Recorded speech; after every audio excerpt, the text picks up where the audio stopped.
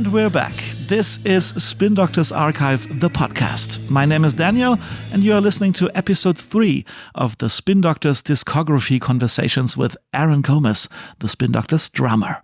Over the past year, we had a few Zoom meetings to discuss the band's official music releases, starting from their early demo recordings in the late 80s up to their upcoming 7th album.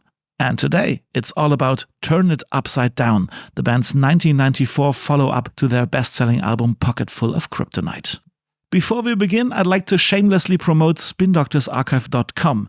If you are a fan of Spin Doctors, be sure to bookmark our site in your browser. We are your go-to for all things Spin Doctors. Setlists, discographies, news, song informations, link to numerous live recordings and much more.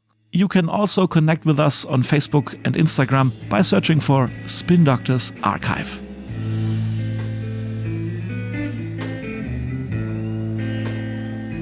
Okay, ready? Here's interview number 3. Enjoy. Aaron, great to have you here again. Great to see you, my friend. Let's talk about my favorite album of all time.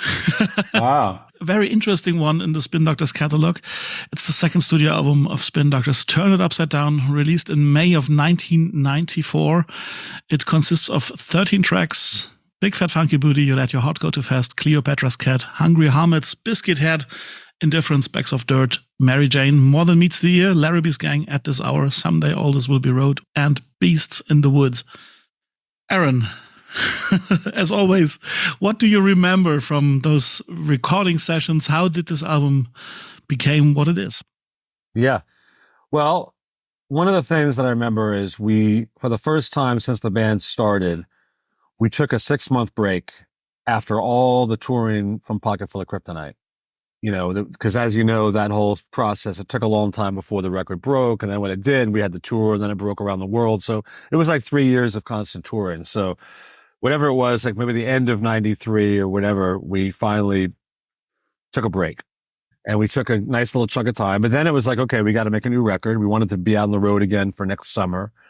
And so I remember one of the really fun things about it was Chris had bought a place out he had bought a farmhouse outside of Seattle. And he was living out there during that time. So we decided, let's go out. Isn't this the place where you did the Mary Jane video? It is. Exactly. I see. So we went out there to do some writing. We're like, we need to, let's get together and you do some writing and get some material together, figure out what we're going to do for this record.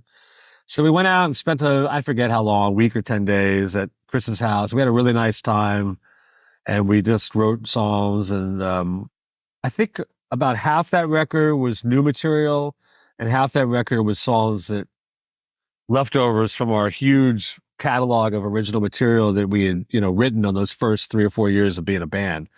Because we always felt like there were a lot of really great songs that didn't make Kryptonite.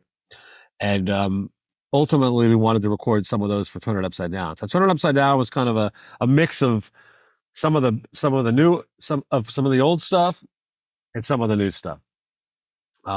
So we wrote a bunch of songs at Chris's place. And then, like I said, some of those made it. So then from there, I can't remember what happened. We went back home. We decided to do the record with the same team again. So we got, actually, there's a little more to this story than I'm telling you. So I'll backtrack. First, I'll say we decided ultimately to use the same team to record the record, which was Peter Denneberg, Frankie LaRocca, and us, and just co-producing together. And ultimately, we went into a studio called, you would know, it's probably in the liner notes. Great studio on the west side of Manhattan, Clinton Studios. We went to Clinton Studios, and we recorded the record. But before I move on, let me backtrack a little bit. Because during that whole period of touring like fiends, there was always talk and pressure to get back in the studio and make a second record. So we actually had a couple attempts at a second record. There were actually 2 previous attempts at that record before the one we ended up with. The first one was with this great producer, legendary guy, Jim Dickinson. Jim, incredible keyboard player, played with everybody. He played on Wild Horses, the Rolling Stones, lived in Memphis. So he came up to New York and met us, and we decided to work with him. And we went down and spent a couple of weeks at Ardent Studios in Memphis with Jim. And we recorded, and we had a nice time. It was a good session. But the problem is this was all in between us touring, and we were really burnt out. We weren't really focused on the record. You know, we didn't have any, holy shit, look at that. Yeah. Wow. Where'd you get that? He's holding up a demo of that. Chris sent me a bunch of stuff that he wanted to get rid of, and was like, "Please check if it's worth keeping it." Oh my god, that's great! I think this is from that session. But yeah, I'm sorry.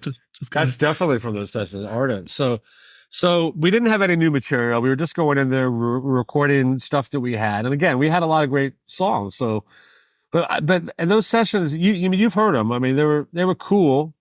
Part of me wishes we would have maybe seen that record through with Jim and come back when we were more sort of focused, but that didn't really work out. I remember an article from back in the day where one of you guys said that the record company thought the material was too dark in a way. Yeah, it was a pretty dark record. It was kind of like, you know, again, we were like roadkill, you know, we were out on the road. We were like, things were blowing up. In fact, I remember we were in the studio and Frankie LaRocca showed up with the cover of the Rolling Stone before it came out. And he's showing it to us. You know, we didn't even know. Like, hey guys, look at this. We're like, oh fuck. You know, oh my. We're just like, you know, it's like we're just all over the place. You know, we're like, psyched, this is great, but we're like sort of thrown into the studio, and really, we probably should have just been like home for a couple of weeks, taking a break. But yeah, I don't think the record company really liked it much. There wasn't anything on it that really stood out. It didn't have a sort of a like Kryptonite. It sort of just jumps out of the speakers, and it's got like, you could tell these guys are having a really good time. Which we were. I think that's one of the reasons Kryptonite is such a good record. And so anyway, so those sessions were darker, but they were cool, and we learned a lot. It was great working with Jim. Mm-hmm. So we moved on. Then we did another session a few months later back at the power station, and we just went in. I think it was an engineer named Steve Boyer, if I remember correctly. Nice guy, good engineer. And we just sort of went in there and we cut a bunch of songs. And that session was really no better, really. It was just sort of like, you know, nothing special about it. Mm. And ultimately we decided, you know what, fuck this. What are we doing? Let's go back and work with Peter. You know, why mess around? You know, we had a great team. We love Peter. We're comfortable. He knows how to make us sound like, I don't think we were really happy sonically the way anybody was making us sound. And we're like, let's go back with Peter. We know it's going to sound great. So that's exactly what we did. And we had Frankie come and Peter, and we went in, and then we went to Chris's and did that songwriting session after a well-needed break. So we were kind of rejuvenated. And in the meantime, like going back a bit, we didn't really need to put out a record all those times. I think we were making a new record thinking that Kryptonite was just going to die and we needed to have a record ready. But Kryptonite just kept living. It just kept getting bigger and bigger. And then it kept getting bigger around the world. So, you know, there was still like another year or two of touring. So we didn't really need to be making that record then. So, but as you said earlier in our conversation, back in the day, bands were like supposed to bring out albums every 2 years or something. Right. But that cycle started to change even in the 90s because, you know, things would last, you know, we were milking record cycles more. They were lasting longer. MTV, you put out another video, another single. Things just kind of kept going, and Kryptonite just kept going, you know. At the time we were at Ardent with Jim Dickinson, I think Two Princes was just coming out. So it was like, you know, once that came out, it blew up to another level. And then it started to blow up in Europe, you know. So anyway, so finally, after a much needed break and after a writing session at Chris's farm, we decided to go in the studio with Peter Denneberg again and Frankie, and brings us to the to the Clinton sessions. And those were a lot of fun. You know, I think it was, we're in a pretty good frame of mind. And it was pretty easy. We just sort of went in there and like did it. There wasn't a lot of pre-production, if I remember correctly. I think the very first song we recorded was Big Fat Funky Booty, if I remember correctly. And we used the first take. It was just felt great. We're like, okay, you know, we were like just sort of, we were in a good vibe, you know, and we had. Let me ask about Big Fat Funky Booty. Did you leave this one and at this hour out on purpose on Homebody Groove to include it for Turn It Upside Down? Was this in consideration already? You mean on Pocket Full of Kryptonite? No, it was on Up for Grabs. It wasn't on Pocket Full of Kryptonite, but you left it out on Home Barely Groove as well. Oh, I'm not sure. It's interesting because you would have thought that like Funky Booty would have gone on Pocket Full of Kryptonite because that Obviously, was like one of our, as you said, one of those white bread hits from the early days. Yeah, and I can't remember, I can't remember if we even recorded it on those sessions. And you would think we did. We probably did. I don't know. It's a great question, but I mean, I think. Because this is like the two songs that you left off of Up for Grabs, and I was like, was it on purpose? Because you already had in mind that these songs would make great additions to the second studio album. It's possible that we thought that. I don't have a clear answer for it, to be honest with you. Okay. So yeah, I'm sorry, I was interrupting you. No, it's a great question, and I wish I had the answer. But I'm glad we left it off. Anyway, so that session was cool, and there was some great songs on that record. Larrabee's Gain is one of my favorite Spin Doctor songs. Oh yes. And Someday I'll Just Be a Road is one of my favorite songs on that record. And that was actually an afterthought. That wasn't even on like the list. And I remember one day at the end of the session, we were just like, let's just do that. Let's just do somebody said, let's just do this one. And we did one take, and it was great. So natural. It just played itself. And I really love it. Let me share two observations with you concerning the Turned Upside Down album. Sure.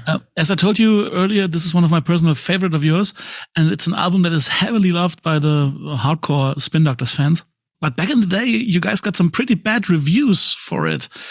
Do you remember the reactions from the press or from the fan base back in the day? Not really. I mean, I don't remember. I remember at first I thought we were getting like pretty good reviews, right out of the gate, like at least over in Europe.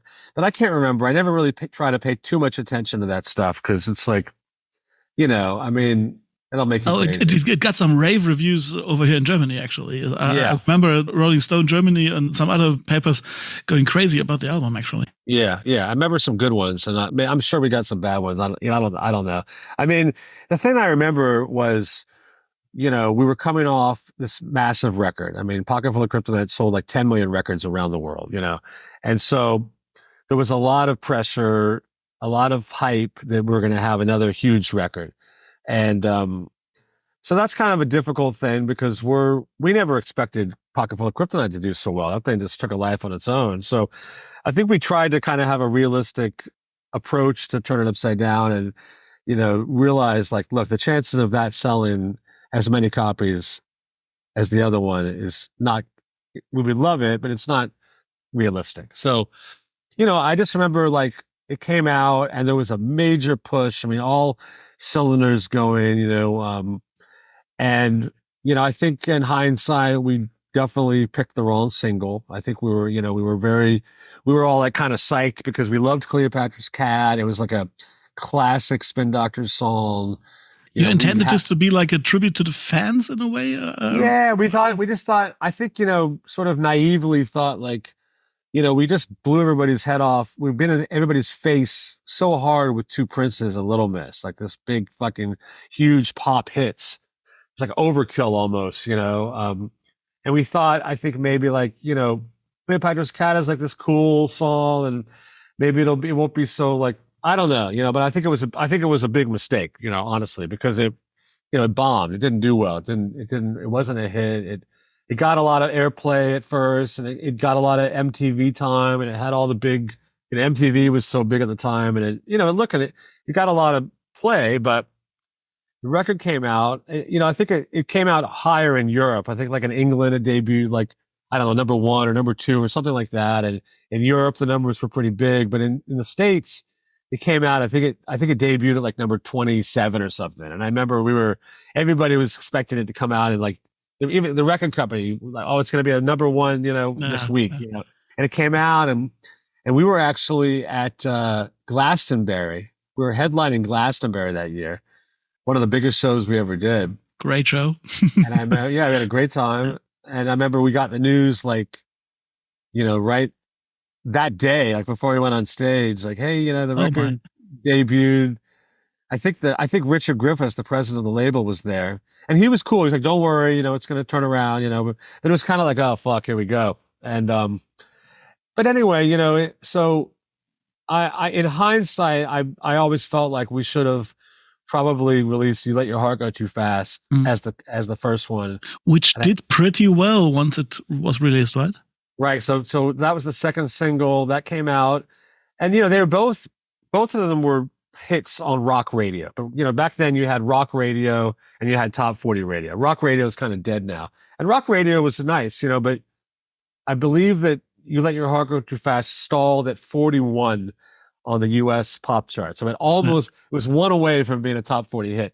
But I think had it come out first, it would have done great. It just was more what sort of people expected from the band, at least in that world, So look, but I think it's a really cool record. I like the record. It still did very well. I mean, I don't know what the final numbers are. It sold over a couple million, and, but it was definitely a big downturn, and there was a lot of tension building in the band. And, as you know, soon after, things got tense and Eric left the band, and it was an interesting period for the band, So let's talk about this before I share you my second observation. So yeah, Eric left the band during the promotion cycle of the album. It was released in May or June, and then you were touring heavily. You've been in Europe, and then Eric left. Yeah, well, we did Woodstock. Yeah, and we did a couple of days later. Well, we did a bit. Yeah, that was right in the middle of our big summer tour. We were headlining. We had Jim Blossoms and Cracker opening. Yeah. The big tour, but things were not great behind the scenes. And Eric left. Like we were in San Francisco. We played the Greek Theater, and Eric left after the Greek Theater gig. And then we were scheduled to go to the next morning to take a flight to Seattle and go do the video for Mary Jane, which was going to be the next single at Chris's farm. And Eric didn't. That was when he didn't show up. That was that. And it was what it was, I always thought it was kind of impressive that the whole machine still was working. I mean, you were still touring. There was the whole European tour was booked, and Mary Jane, the video came out without a guitar player. Even we were the auditioning of a guitar player, the theme of the video. So, have you been too big to fail for that particular moment? Well, we were in the middle of a huge tour. We were getting ready to go out on tour with the Rolling Stones. We basically did we had to finish our tour in the States, which was a big tour.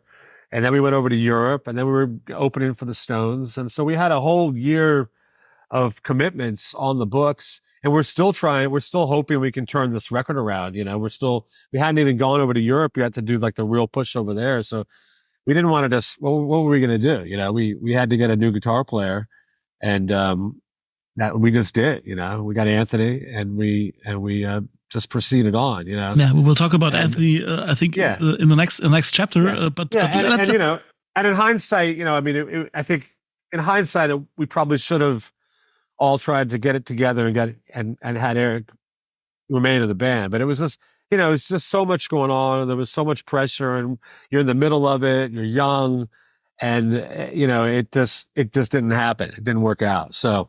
Okay, so here's my second observation about Turn It Upside Down.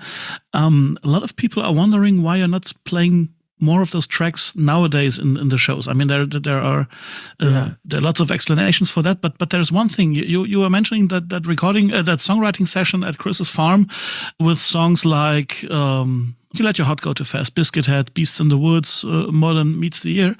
You never revisited that material after you reunited with Eric, but you're doing Big Fat Funky Booty, Cleopatra's Cat. So I got the idea that maybe those tensions were older than August of 1994. And is there a reason for you guys not to revisit that part of the record? Or am I over-interpreting things here?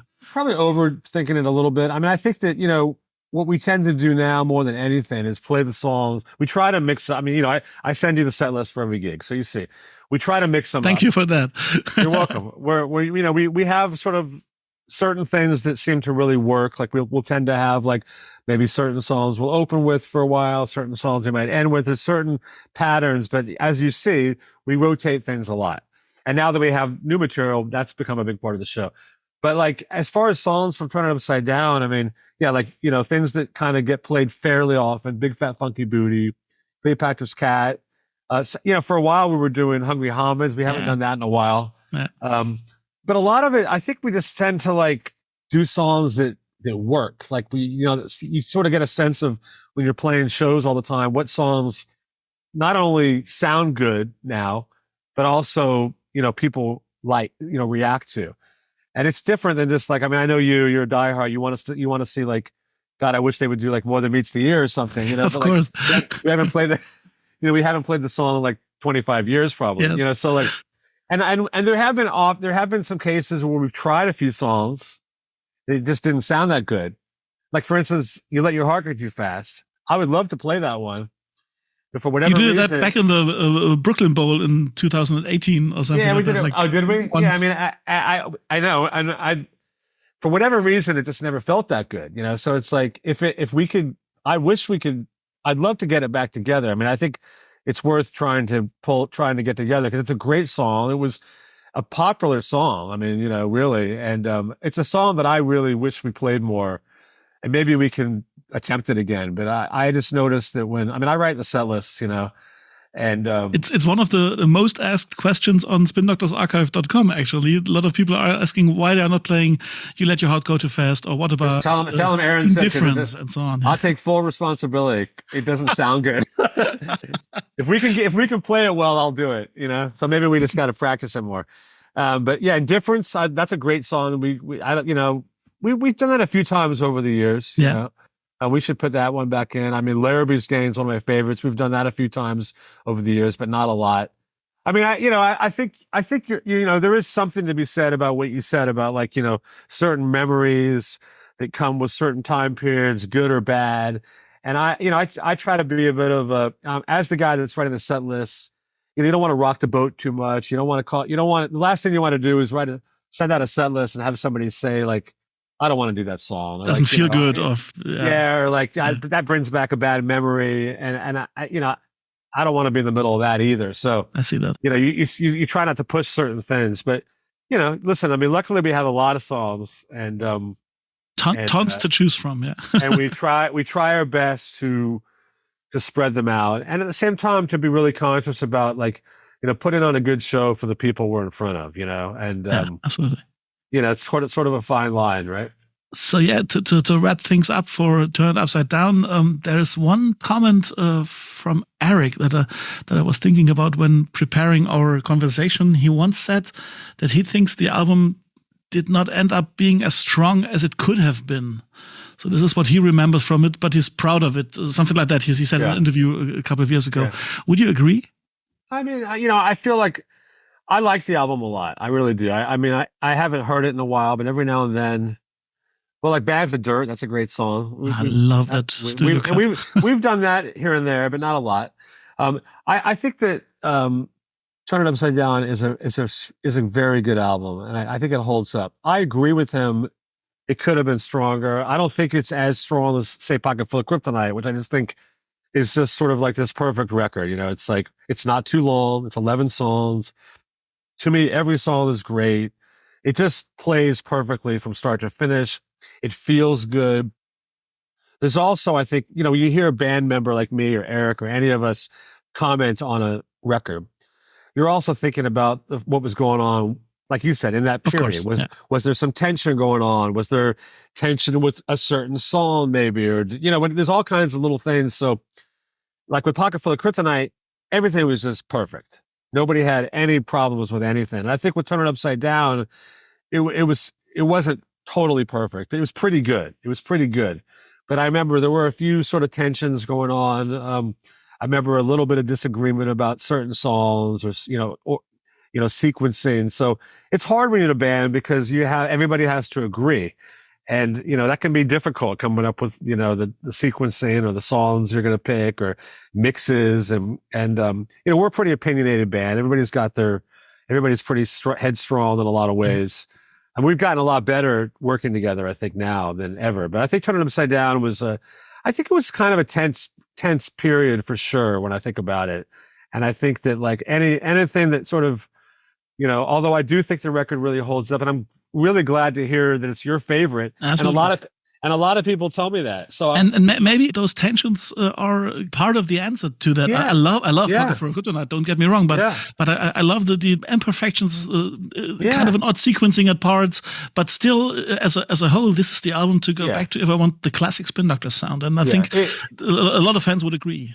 Yeah, I think you're right. And again, a lot of our favorite records from all kinds of artists, when you get the backstories about what was going on, a lot of times it's not so much fun. I mean, I've heard all kinds of stories and met some of my heroes, and there's a couple examples where I've been talking to people about like some of my favorite records, and they were telling me what a nightmare it was to make. And you're like, really? Are you kidding me? It's like one of my favorite records, So it's like and sometimes that ultimately that can add to the what makes a record great. So, in some ways we're the worst people to ask, but I think I feel good about that record. I think it's great. Some of my favorite Spin Doctors songs are on it.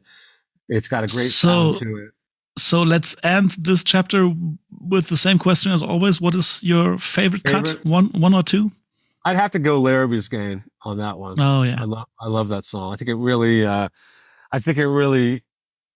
and that song, oddly enough, it really, to me, brings me back to the time before the band was even out on the road. It's all about like the scene in New York City and the Nightingale Bar. Yeah. And, it's really about that, those early years of the Spin Doctors. And I think you're right when you say like, Turn It Upside Down really does represent in a lot of ways that sort of this early period.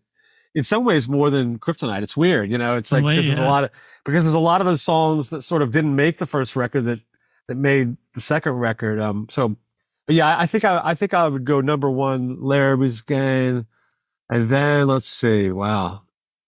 What else is on there? I mean, I think Bags of Dirt is pretty damn cool too, Another really another sort of like classic Spin Doctors, kind of like Shinbone, but different. It's got really like from a musical perspective, it really represents the elements of the four of us. All of our personalities really shine on that. Again, classic lyrics by Chris, Mark and me and Eric, really kind of like Shinbone. It's in that vein where all the four elements really just stand out. And Larrabee's Game is more of just an incredible song, it's just such an incredible. So Larrabee's and Bags of Dirt. Yeah, I'll go with those two. It just popped into my mind that I need to ask you something else. I'm so sorry.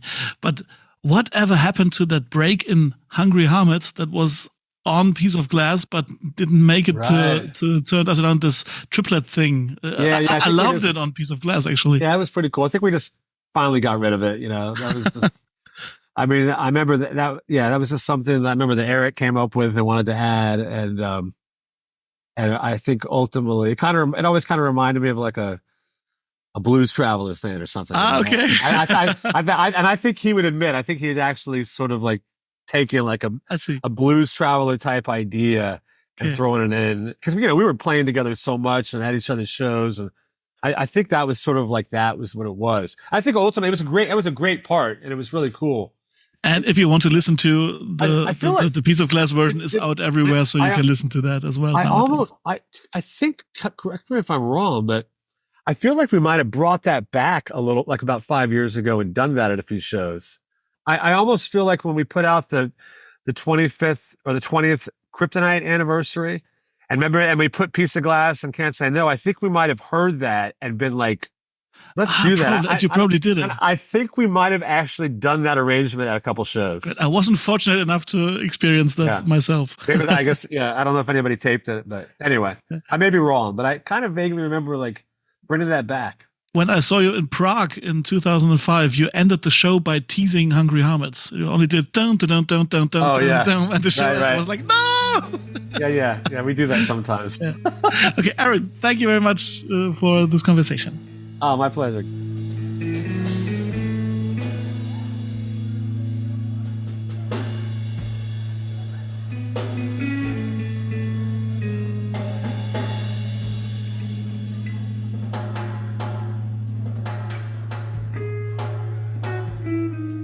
Okay, Aaron was completely correct about the instrumental part in Hamets that we discussed. The band brought it back a couple of years ago, along with a tease of the Popeye theme song. For instance, on October 13th of 2011 at the Bowery Ballroom in New York City, they performed it as an anchor during the Pocketful of Kryptonite anniversary tour. And here's a little snippet from an audience recording of that night.